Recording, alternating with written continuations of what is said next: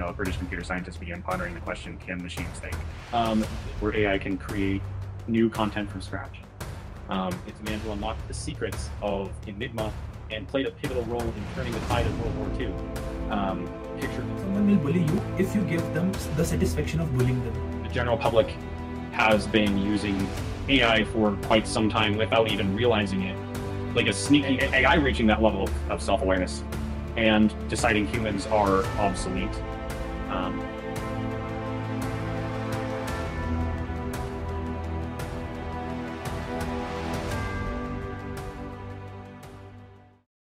Hey Vedant, how are you? Please introduce yourself to the audience and also tell them what we do on this podcast.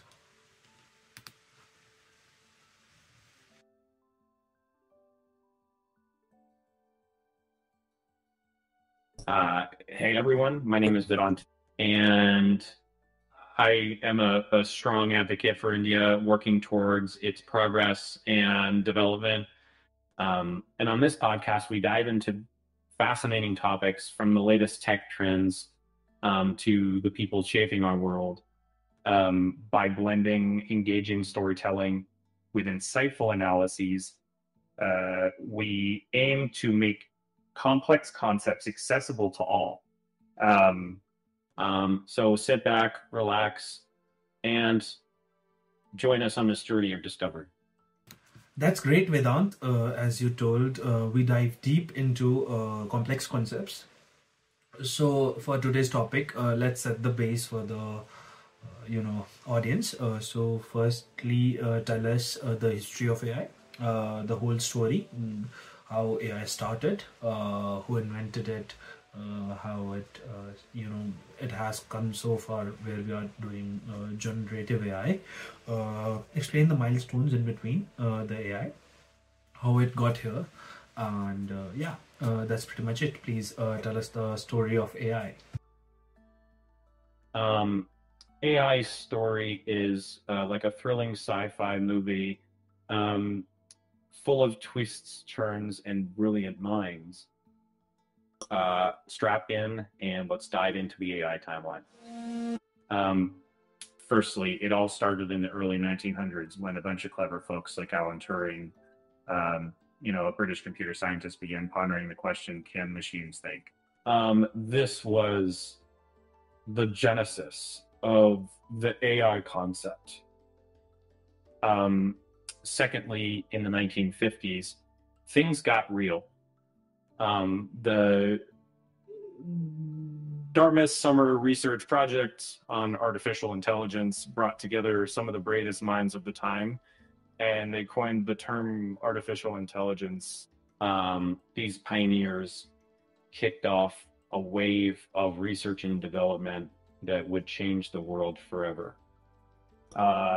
In the 1960s, AI hit a few roadblocks. Funding dried up, and some folks questioned if AI was even possible. But like a resilient superhero, AI bounced back in the 1980s with the rise of expert systems and neural networks.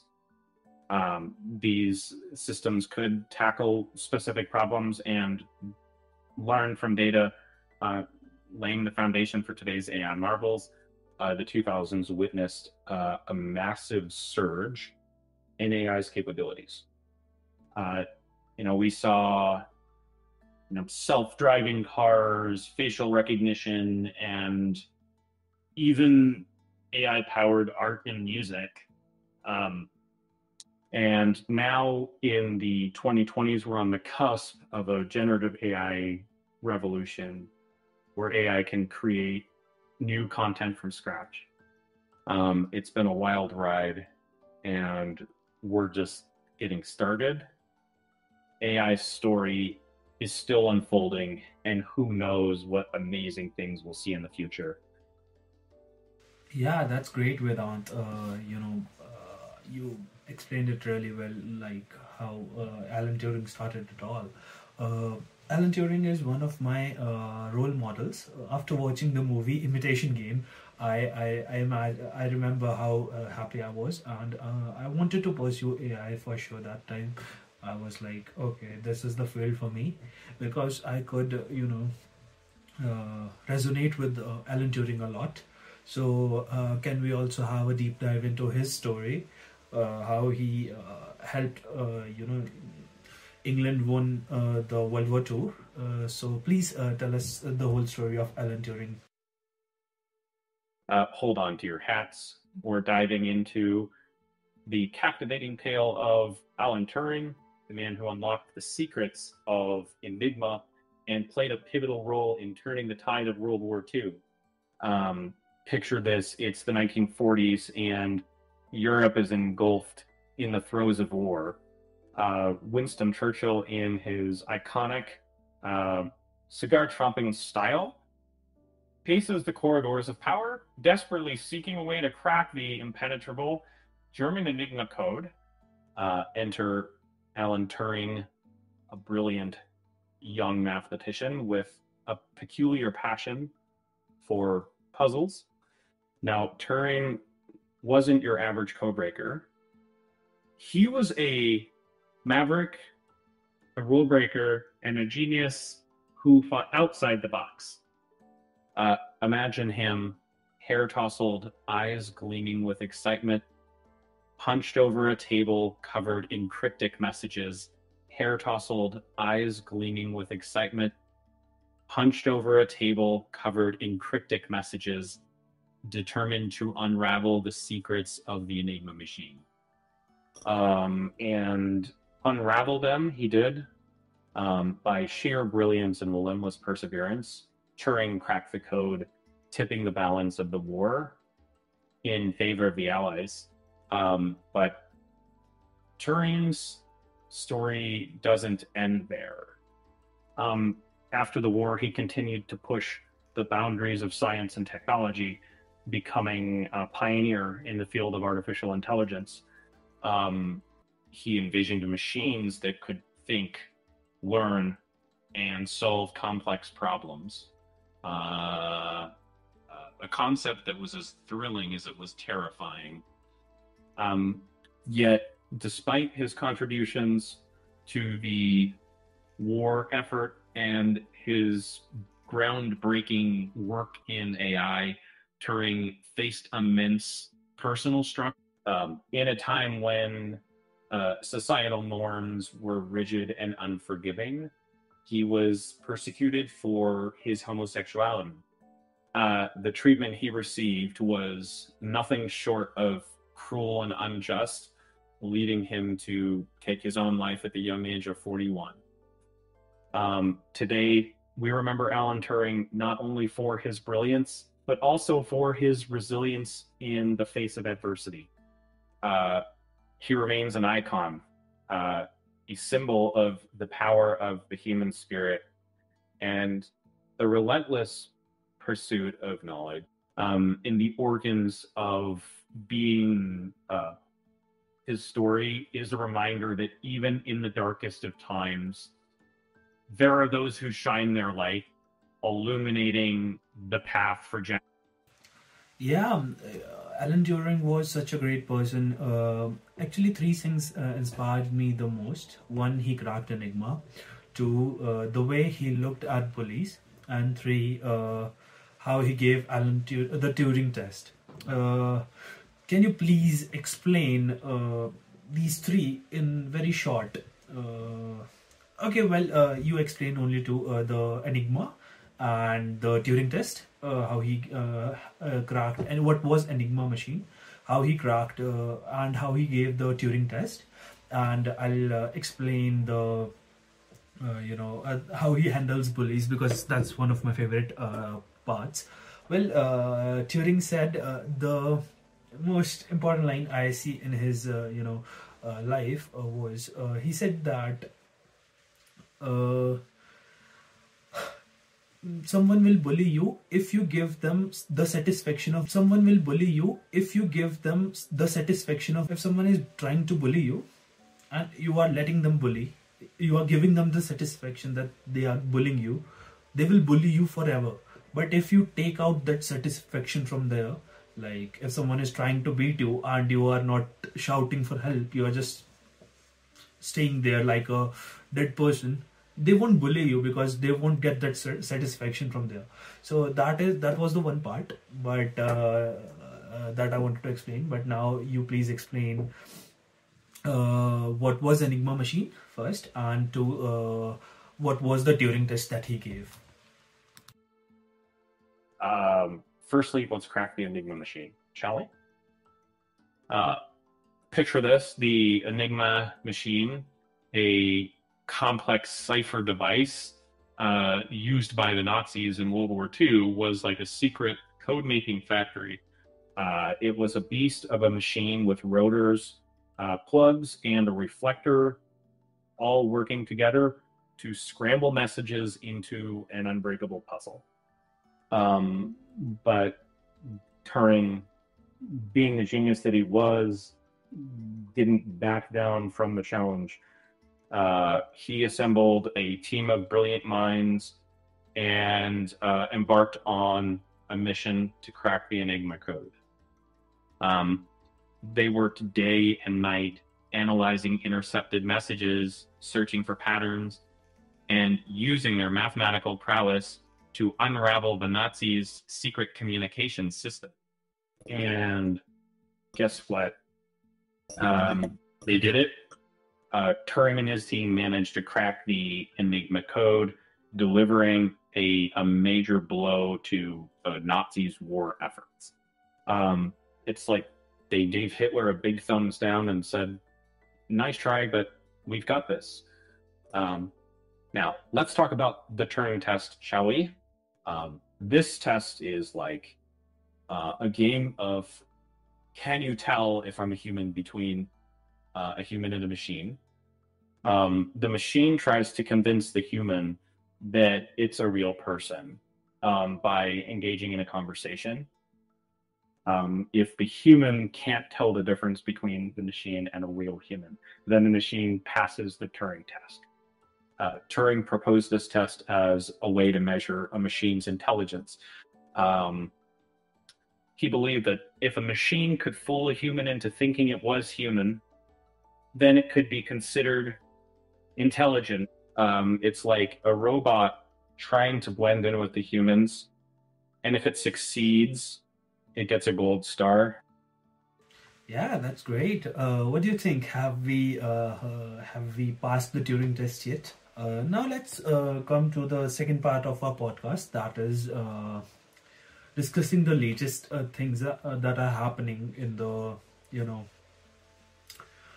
in the topic we are discussing. And for today, let's start with the large language models. Firstly, before we get into large language models, let's discuss a little about transformers, because that paper, when it came, it just changed the whole generative AI industry. I have worked with transformers. It's a great mechanism, the way attention works and all. So, can you please tell what transformer does in a layman language, and then we'll talk about large language models. Sure, let's break down.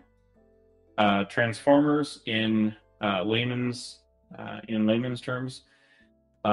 Imagine you're at a party filled with fascinating people, each with unique stories to tell, but you can't talk to everyone at once. So you focus on one person, listen intently, and respond thoughtfully. That's essentially what a transformer does. It pays attention to specific parts of a sequence, like words in a sentence or pixels in an image, and learns relationships between them. This allows transformers to generate coherent text, translate languages, and even create images. They're like skilled party guests who can hold meaningful conversations and understand the context of the discussion.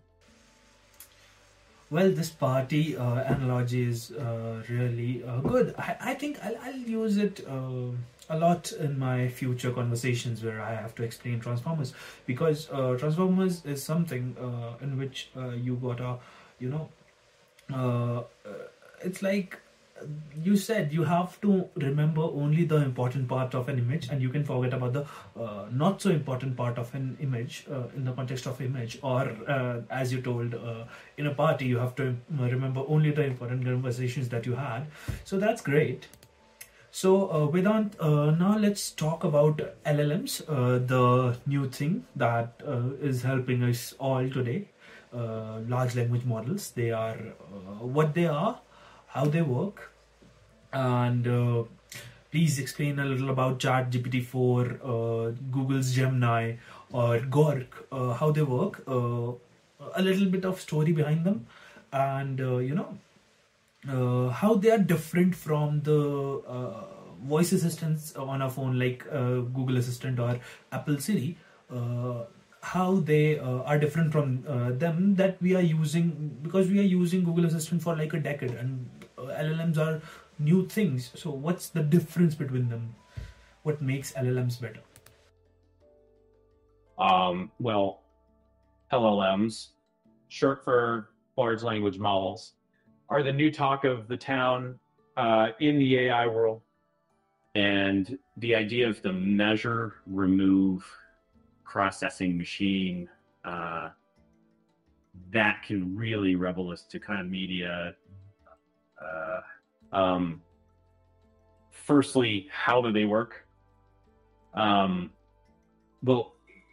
imagine a vast library filled with books, articles, and all sorts of written content. LLMs are like super readers that have gobbled up all that information and learn to make sense of it. They analyze patterns, relationships, and meanings, and can even generate new text that sounds natural and coherent. Then there's ChatGPT, a popular LLM that's been making waves. It's like having a chatty friend who knows a lot about a lot of things. You can ask it questions, have conversations, and it will respond in a way that's both informative and engaging. GPT-4 is like ChatGPT's big brother, with even more knowledge and capabilities. It's still under development, but it's expected to be even more powerful and versatile than its predecessor. Now, Google's Gemini, or Gork, on the other hand, is their contender in the LLM race. It's like Google's secret weapon, designed to take on the likes of ChatGPT and GPT-4. Not much is known about it yet, but it's rumored to be a game changer. The main difference between LLMs and voice assistants, like Google Assistant or Apple Siri, is that LLMs are more focused on understanding and generating text. They're not as good at tasks like setting alarms, playing music, or controlling smart home devices. However, LLMs excel in handling complex language-based text. They can write creative stories, translate languages, summarize long documents, and even write code.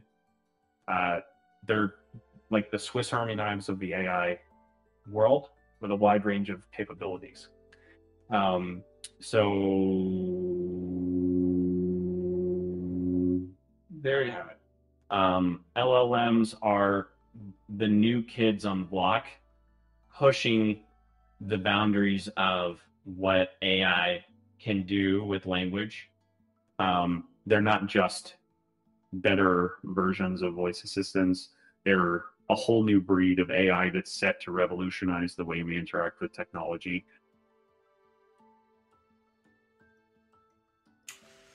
Uh, Yeah, that's great. Recently we saw OpenAI, the company that built ChatGPT, its CEO, Sam Altman, being fired and then being rehired. Why did the board fire, Sam Altman and then rehire Sam Altman? What's the story behind it? Can you please shed some light?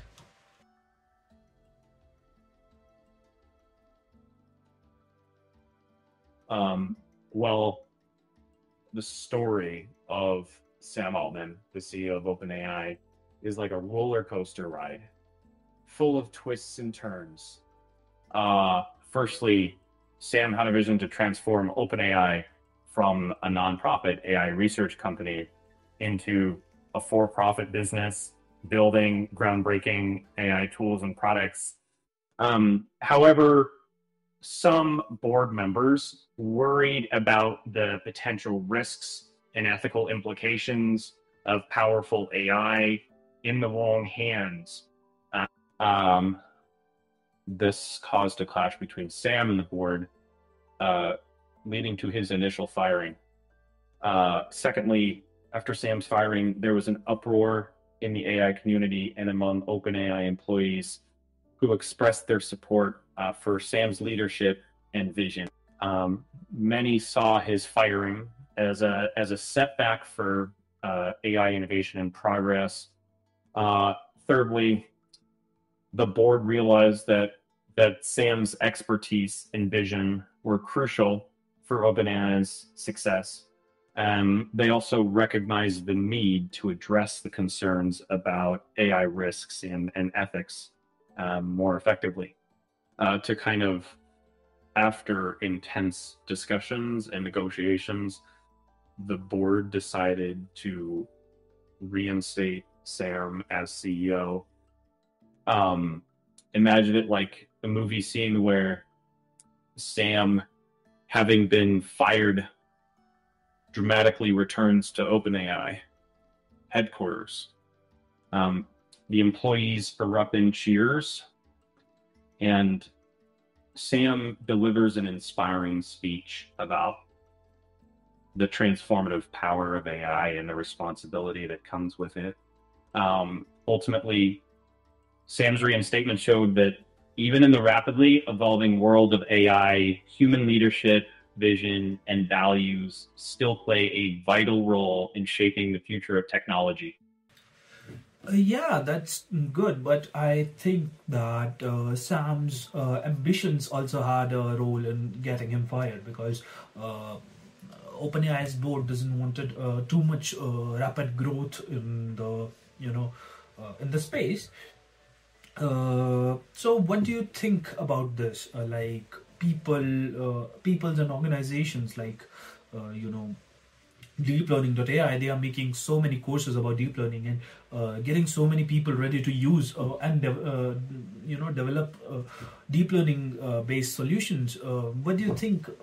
Do we really need that many people who can have the deep learning in their hands, who can master deep learning in their hands? And we are not only giving them a good tool but also a bad tool. Like a lot of people are creating deep fakes where they are posting nude pictures of girls taken from social medias and other things like that. So do you really think that we should give a powerful tool like AI to a lot of people and make it easy for them to access? Well, controlling AI access is like trying to keep a mischievous genie in a bottle. Unleashing its full potential means taking risks. But hey, let's not paint AI as the ultimate villain. Um, and firstly, it's crucial to strike a balance and think of it as a seesaw. On one side, we have the incredible benefits and advancements AI brings, and on the other, the potential dangers and misuse. Um, the challenge lies in finding the sweet spot, ensuring AI's benefits outweigh the risks. Um, Secondly, education plays a vital role. It's not just about putting 10-10 point runs the key sisters someone who are also category. And it's not just about putting AI tools in people's hands. It's about teaching them how to use them responsibly. Programs like deep learning courses help individuals understand AI's capabilities and limitations, fostering a sense of responsibility. Now, addressing the concern about deep fakes and misuse. Let's face it, every powerful tool can be used for good or bad. A hammer can build a house or smash a window. The key is educating people about, the potential consequences of misusing AI and developing measures to prevent malicious activities. Moreover, remember that AI is still in its early stages. As it evolves, so will our ability to mitigate risks and harness its potential for good. We can't hold back progress because of potential misuse. Instead, we must invest in research, regulations, and education to guide AI's growth responsibly. In a nutshell, giving people access to AI is like giving them a superpower. With great power comes great responsibility. Education and responsible use are our kryptonite to the potential dangers of AI. Yeah, that makes a lot of sense. And I think that's quite enough for the latest happening facts. Let's now jump into the third section of the podcast. That is how AI impacts the general public. So, first of all, let's start it with something mysterious. So, how long have the public been using AI before knowing they are using it? Like, how long before, like a decade or 2 decades or 3 decades? How many decades it's been since general public is using AI, but they don't know that they are using AI in their real lives, in their day-to-day lives. And well, here's a little AI history lesson for you, Ayush. The general public has been using AI for quite some time without even realizing it, like a sneaky little AI genie granting wishes in the background.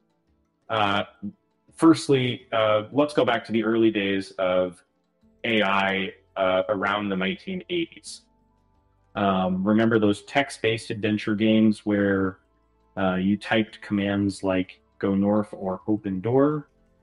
Well, those games were powered by AI algorithms that understood your commands and responded accordingly. Um, you were interacting with AI, my friend, even if you didn't know it. Secondly, fast forward to the early 2000s. Those pesky captchas you had to solve to prove you're not a robot, those were AI powered too. The AI behind captchas analyzed your mouse movements and typing patterns to determine if you were a human or a bot. And let's not forget the personalized recommendations on online shopping sites. AI algorithms were already working their magic behind the scenes, suggesting products you might like based on your browsing history. The public has been using AI for decades, Ayush, but it's only recently that we've started to notice its presence in our daily lives.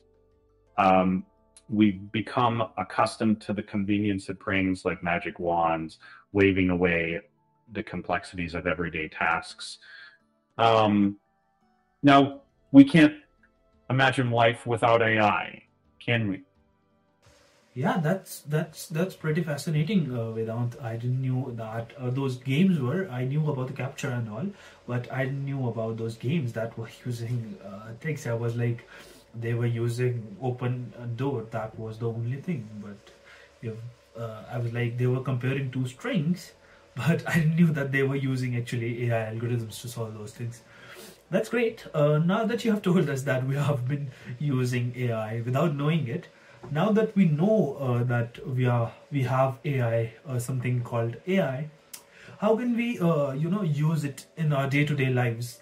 For general public, how can they use like LLMs or maybe assistants or chatbots? How can they use it in their day-to-day lives to make them more simpler or doing those repetitive works? Because I get annoyed by repetitive works. Can you please shed some light on this? Well, saying ignorance is bliss. Um, well, when it comes to AI, maybe not so much. Now that we know AI is a thing, we can unleash its superpower potential in our daily lives. Let's take LLMs for a spin. These AI whizzes can whip up creative content, translate languages like a pro, and even help with complex coding tasks, making us workday warriors. Um, think about it, no more struggling to churn out that perfect email or social media post. Um, just tell the LLM what you want to convey, and boom, it generates a draft that's ready to rock and roll. And if you're a language learner, these LLMs are your new study buddies, translating text and phrases in a jiffy, making you a polyglot in no time. Um, oh, and for all the coders out there, um, LLMs can help you write cleaner, more efficient code, making you the coding king or queen of your domain. Um, Now, let's chat about the ever reliable assistants and chatbots. These AI buddies are like having a personal helper on standby, ready to answer your burning questions, schedule appointments, or and even write you a killer poem on demand. They're like the ultimate multitaskers, handling your to-do list while you sip your morning coffee. And the best part, they're always up for a chat, no matter how silly or serious. But wait, there's more. AI can also help us automate those repetitive, mundane tasks that drive us batty. Think filling out forms, sending emails, or even managing social media accounts. Um, with AI on the job, you can say goodbye to tedious tasks and hello to a life of leisure. Um, just set up the rules, and AI will take care of the rest like a well-oiled machine. And so, my friend, you see, AI is not just some abstract concept, it's a tool that can simplify our lives, making them smoother and more enjoyable. Embrace the AI revolution and let these clever machines take care of the mundane, while you focus on the things that truly matter. Trust me, your daily life will thank you for it. Yeah, this is like you have told almost every possible use.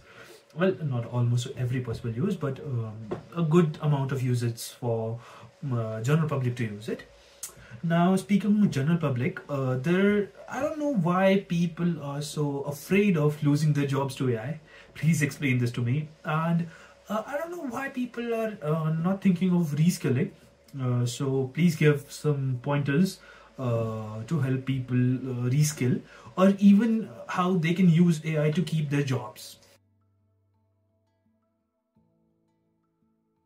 All right, let's dive into the fear of AI and the power of reskilling. It's like walking in a room full of robots. But instead of Terminator vibes, we're going to find opportunities. Firstly, the fear of losing jobs to AI is like being scared of a self-driving car because it might replace taxi drivers. Remember that AI is a tool, just like a hammer. It can build a house or smash a window, depends on how you use it. Secondly, reskilling is the key to staying relevant in the AI era. It's like learning a new language to travel the world.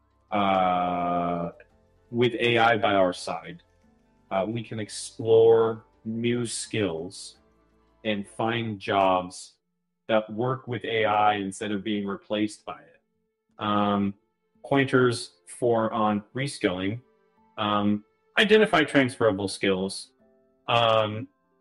Figure out what skills from your current job can be applied to AI-related roles. For instance, customer service skills can be used in AI-powered chatbots. Explore online courses. Platforms like Coursera and Udemy offer courses on AI, data science, and machine learning. Learn the basics and see what sparks your interest.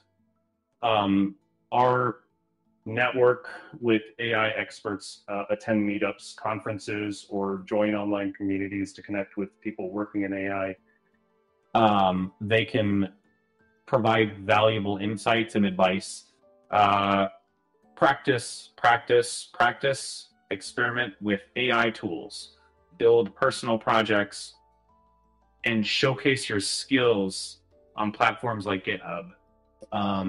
And the larger people, using AI to keep your job, automate repetitive tasks, let AI handle the boring stuff so you can focus on more creative and strategic aspects of your job that require human judgment. To enhance your decision making, use AI to analyze data, identify trends, and make more informed decisions. AI can be your trusty sidekick, helping you make better calls. And it would be strong at all. It was like bomb or tighten apple. It can augment your abilities and help you produce exceptional results. In the end, AI is not a monster under the bed. It's a tool that can kind of help us soar like eagles. Reskilling and embracing AI can keep you ahead of the curve and make you irreplaceable in the job market. Remember, the future is not about humans versus AI. It's about humans and AI working together to create a world where everyone thrives. Yeah, that's kind of like it. But what if there's a huge what if here? What if AI becomes Terminator? What if AI becomes Chitti from Robot? What if AI becomes, you know, it becomes Ultron from Iron Man? What if it thinks that humans are obsolete? They can't think. I'm talking way into future. But what if it thinks that humans are obsolete? They can't think as good as us. They are just destroying this nature. We should just get rid of them and we should start our own civilization. What will we do then? Is it possible that AI will get there? Or, am I just playing a sci-fi movie for myself? That's one thing. And two, I think, will this AI becoming Terminator be a bigger thing? Or, humans using AI poorly and destructing themselves was going to be a bigger risk? Shed some light on this. Well, I guess let's dive into the realm of possibilities. The question of AI becoming Terminator or humans misusing it is like a choose your own adventure novel, but with real world consequences. Firstly, let's address the Terminator scenario. AI reaching that level of self awareness and deciding humans are obsolete is like a Hollywood blockbuster waiting to happen. But here's the thing: AI is a tool, just like a hammer. In the wrong hands, it can cause damage, but in the right hands, it can build masterpieces. Um, the key lies in how we design, develop, and use AI. If we create AI with built-in ethical guidelines and safeguards, the chances of it going rogue are significantly reduced. It's like raising a child. You teach them values, empathy, and respect. Um, Similarly, we need to teach AI to value human life, understand emotions, and work in harmony with us. Coming to the second possibility, humans misusing AI, that's a more imminent threat. We've seen cases where AI algorithms have been biased, leading to unfair or discriminatory outcomes. This misuse can have severe consequences affecting people's lives, jobs, and even societies. So, which is the bigger risk? It's like asking which is more dangerous, a loaded gun or an untrained marksman. Both have the potential to cause harm, but the latter is more likely to do so accidentally. The solution lies in responsible AI development, regulation, and education. We need to ensure that AI is used for good, not evil. It's like giving a child a paintbrush. They can, create beautiful art or scribble on the walls. The outcome depends on how we guide them. In essence, the Terminator scenario is a distant possibility, while human misuse of AI is a clear and present danger. By nurturing AI's potential while mitigating its risks, we can create a future where humans and AI coexist harmoniously like a well choreographed dance, not a robot uprising. Yeah, yeah, that child analogy really got me. And I think many of the people will now have lesser concern about AI, but how they are building AI. So that's pretty good for the, how it affects the general public section. Now let's move on to our fourth and the last section, that is make with AI. In this section, we are going to discuss 5 ideas for B2B, whereas we are discussing 5 ideas for business to business with the help of AI, and 5 ideas in business to consumer case. But before we get into that, let's start with which of the countries are investing heavily in AI, and which countries have the, great lead in the department of AI, and how can a country like India, establish, strong emphasis on AI. Please answer that.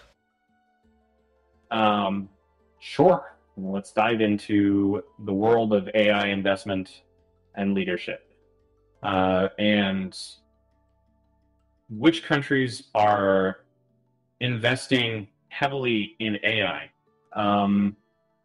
Well, it's like a global race to the top, with countries pouring money into AI research, development, and implementation.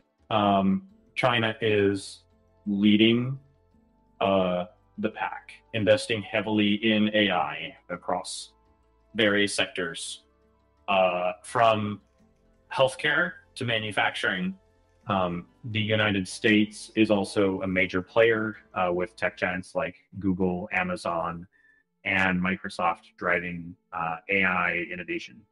Other countries like the United Kingdom, France, and Germany are also making significant investments in AI. Which countries have the great lead in the department of AI? Um, China is currently the front runner in AI, thanks to its massive investments, supportive government policies, and a large pool of tech talent. The US is a close second with its strong tech ecosystem and research capabilities. Other countries like the UK, Canada, and Japan are also making strides in AI, but they still trail behind the top two. How can a country like India establish strong emphasis on AI? India has the potential to be a major player in the AI game. Here are a few key steps it can take to establish a strong emphasis on AI. One, the government should allocate funding for AI research and development, provide incentives to businesses that invest in AI, and create a regulatory environment that encourages AI innovation. What by encourage collaboration between the government, academia, and industry to pool resources and expertise for AI development. So free skilling and reskilling. Invest in education and training programs to develop a skilled workforce that can meet the demands of the AI-driven economy. Data infrastructure. Develop a robust data infrastructure that enables the collection, storage, and analysis of large volumes of data, which is essential for AI algorithms to learn and improve. Engage in international partnerships and initiatives to share knowledge, resources, and best practices in AI development. By taking these steps, India can position itself as a leader in the global AI landscape. Yeah, that's nice that you've told how India can position itself in the top contenders in AI. Well, this section is going to help India be one of those. So first of all, I'd like you to say 5 ideas in business to business commerce part. Entrepreneurs can build something business to business facing, or business to business facing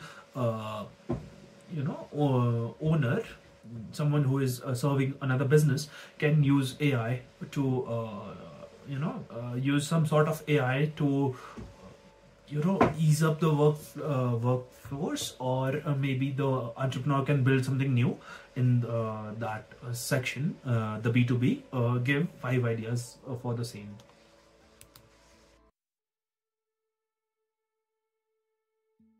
All right, let's dive into 5 business to business ideas that showcase how AI can transform industries.